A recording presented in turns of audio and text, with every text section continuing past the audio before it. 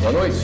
Os ministros do Supremo continuaram nesta quinta a discutir a terceirização de atividade fim. Quem acompanhou e tem os detalhes para a gente é a repórter Carla Lucena. Oi, Carla. Boa noite. Olá, William. Boa noite para você, boa noite a todos. Essa é a terceira sessão em sequência que o STF se dedica a julgar os dois processos que tratam sobre a possibilidade das empresas contratarem serviços terceirizados para a chamada atividade fim. Os ministros ressaltaram na sessão de ontem e hoje voltaram a reafirmar que este é um tema sensível e complexo e por isso exige mesmo uma análise mais aprofundada do Supremo. Vamos lembrar um pouco do que já aconteceu até agora. O Supremo então julga um recurso e uma ação sobre este tema. A ação foi proposta pela Associação Brasileira do Agronegócio, a ABAG, e o recurso é da Senibra, uma empresa de celulose. Elas questionam uma súmula do Tribunal Superior do Trabalho que limita este tipo de contratação. Na sessão de ontem, votaram os relatores, o ministro Roberto Barroso, relator da ação, e o ministro Luiz Fux, relator do recurso. Eles são favoráveis à terceirização. E na sessão de hoje votaram mais 5 ministros. Veja na reportagem.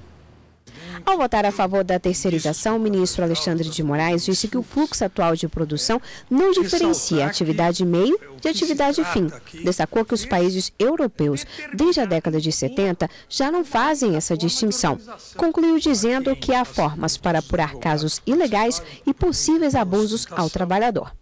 Não há no sistema de produção capitalista, que, volto a dizer, foi consagrado pela Constituição, não compete ao Estado determinar, e o Estado aqui, legislativo, executivo ou judiciário, não compete ao Estado determinar um único modo de organização, de fluxo de produção, compete ao empreendedor. É esse o sentido do sistema capitalista nos meios de produção. Já o ministro Edson Fachin foi o primeiro a ser contra terceirizar para a chamada atividade fim.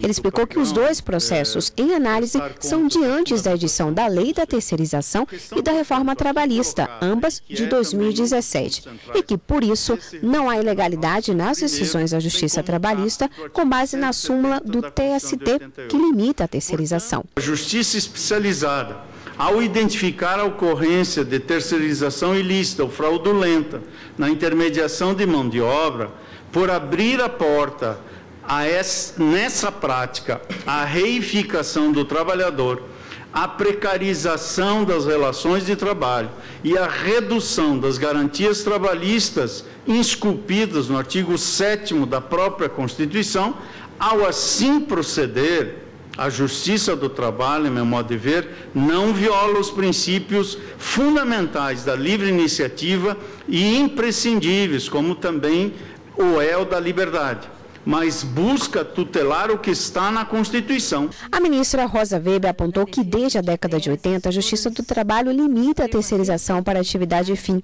Ela se posicionou contra esse modelo de contratação e justificou: terceirizar impacta diretamente nos direitos dos trabalhadores que ficam sujeitos a situações precárias. Estima-se que o Brasil possuía, em 2013, 12,7 milhões de trabalhadores terceirizados, contra 47,4 milhões de trabalhadores formais, o que implica dizer que a contratação terceirizada alcançava 26,8% do mercado de trabalho formal brasileiro. Estudo recente desenvolvido pela Unicamp revelou que dentre os resgates de trabalhadores reduzidos a condições análogas à de escravo, ocorridos no ano de 2013, 90% dos trabalhadores resgatados eram contratados de forma terceirizada. A permissividade em relação à terceirização não gera empregos. Ela apenas determinará que emprego será criado para atender uma demanda produtiva que já existente. O ministro Dias Toffoli votou junto com os relatores ministros Roberto Barroso e Luiz Fux. Para ele, o mundo globalizado já leva as empresas a adotarem a terceirização e que não se deve proibir essas contratações. A realidade econômica mundial é uma outra realidade, é um outro mundo. Não é mais aquele mundo do início desse enunciado de 1986, E vejam que, inicialmente, o enunciado, ele dizia respeito a permitir apenas e tão somente a terceirização em relação às leis específicas que existiam à época. Consultora jurídica da TV Justiça, Karina Zucolotto, está aqui para trazer outros detalhes da sessão de hoje. Oi, Karina, boa noite. Boa noite, William. Boa noite, Karina. No retorno do intervalo, apenas o ministro Lewandowski votou? De uma forma até bastante rápida, Érica. O ministro Ricardo Lewandowski ontem acabou seguindo a divergência aberta pelo ministro Fachin ou ministra Rosa Weber em algumas preliminares. E na sessão de hoje, logo após o intervalo, ele votou também de uma forma bastante célere, acompanhando a divergência aberta pelo ministro Edson Fachin.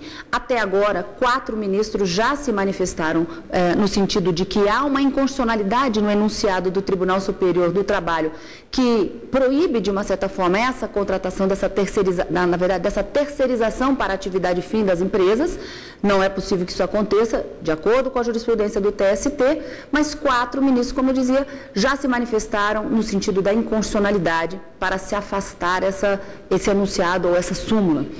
Para que isso aconteça na arguição de descumprimento de preceito fundamental, a ação que está sendo julgada com efeito vinculante, já que trata-se de um ato normativo federal, são necessários pelo menos 6 votos, 6 ministros concordando com a inconstitucionalidade da norma. Como o julgamento foi suspenso logo em seguida ao voto do ministro Ricardo Lewandowski, a ministra Carmen Lúcia suspendeu o julgamento mais uma vez para retomada na próxima quarta-feira à tarde deste mesmo tema. Vamos ver se naquela assentada o julgamento se encerra e aí, alcançando 6 votos, acaba caindo, sendo declarado inconstitucional o enunciado do TST. Mas até lá, tudo está mantido. Vamos aguardar. Obrigado, Érica. Obrigada, Karina. Karina. Até semana que vem.